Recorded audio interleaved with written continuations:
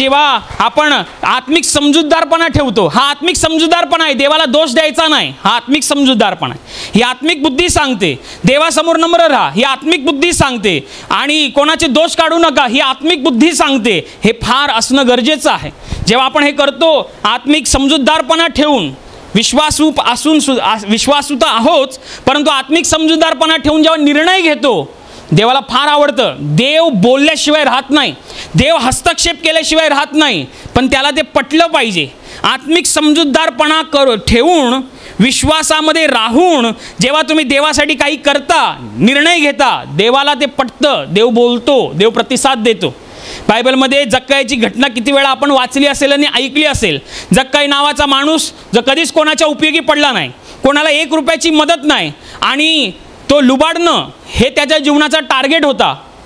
एक दिवस येशूची आणि त्याची भेट होते, बातचीत होते, आणि मग येशूच्या त्या बोलण्यासरशी त्याला कळतं की माझं जीवन करप्ट आहे, माझं जीवन भ्रष्ट आहे, मी जे वागतोय ते देवाला न आवडणार आहे, माझ्या जीवनात गडबड आहे, आपल्याला काहीतरी करायला पाहिजे.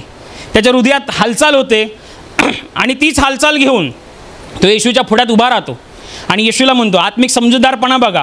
परमेश्वराच्या समोर जागच्या जागी विश्वासाने त्याने निर्णय घेतला.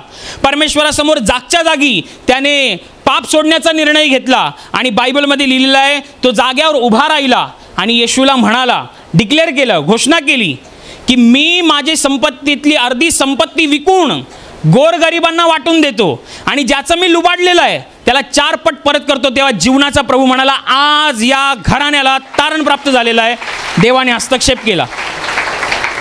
तो विचार करत बसला नाही, डोका खांजवत बसला नाही. प्रभू बोलतोय, तो चांगला बोलतोय, उद्या बघूया.